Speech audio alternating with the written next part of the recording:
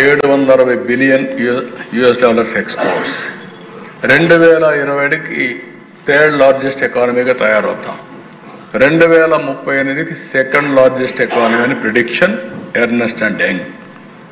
2 words మన aim is number 1 economy by 2047, that is Viksit Bharat. దీనికి ఒకే మీరు గుర్తుపెట్టుకోవాల్సింది right leader, right time, right place, that is ప్రధానమంత్రి నరేంద్ర మోడీ. నేను ఎందుకు ఈ మాట వాడుతున్నానంటే, ఒక ఇంటికి మంచి లీడర్ ఉంటే ఆ ఇల్లు బాగుపడుతుంది, ఒక ఊరికి మంచి లీడర్ ఉంటే ఆ ఊరు బాగుపడుతుంది, ఒక నియోజకవర్గానికి ఒక మంచి ఎమ్మెల్యే అంటే ఆ నియోజకవర్గం బాగుపడుతుంది, ఒక రాష్ట్రానికి మంచి నాయకత్వం ఉంటే రాష్ట్రం కూడా బాగుపడుతుంది. దాంట్లో అనుమానం లేదు. అదే నాయకత్వాన్ని నేను, పవన్ కళ్యాణ్ గారు, మిత్రులు పవన్ కళ్యాణ్ గారు ప్రొవైడ్ చేస్తున్నాం. మీరే చూస్తారు, ఇంకా రిజల్ట్స్ ఏ విధంగా వస్తాయో చేసి చూపిస్తాం. ఇది నేను అందుకే అప్పుడప్పుడు అంటూ ఉంటాను, నరేంద్ర మోడీ గారు దేశం యొక్క సంపద. ఒక నాయకుడు మంచివాడైతే కడవన్నీ చేయడం పెద్ద కష్టం కాదు. నాయకుడు హేలో అయితే ఎన్నున్నా కూడా ఏమీ జరగదు. అదే ఈరోజు భారతదేశంలో జరుగుతూ ఉంది. మొన్న చూశారు సింధూర్, కొంతమంది ఎగతాళి చేశారు.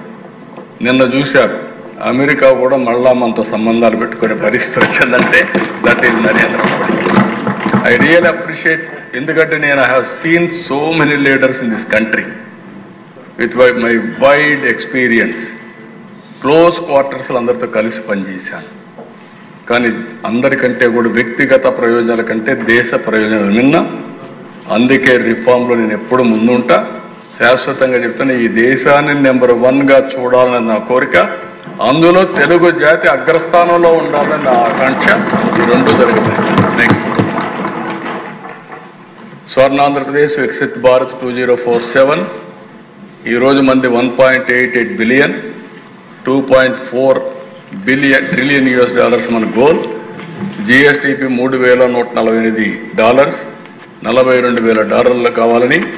లాస్ట్ ఇయర్ 12.02, ఆవరేజ్న సిఏజిఆర్ 15 సాధించాలని. మనకు అబండెంట్ నేచురల్ రిసోర్సెస్ ఉన్నాయి, జాగ్రఫిక్ అడ్వాంటేజ్ ఉంది, సీ కోస్ట్ అడ్వాంటేజ్ ఉంది, స్ట్రాంగ్ డెమోగ్రఫిక్ డివిడెంట్ ఉంది, బ్యాలెన్స్డ్ రీజనల్ డెవలప్మెంట్ పొటెన్షియల్ ఉంది, టెక్నాలజీ అడ్వాంటేజ్ తెలుగు వాళ్ళు అందిపుచ్చుకున్నారు, ఇన్స్టిట్యూషన్ రెడీనెస్, గవర్నెన్స్ డెప్త్, ఇవన్నీ కూడా మనం చూసుకుంటే 5 సంవత్సరాలు 2 విషయాలు మనం గుర్తుపెట్టు.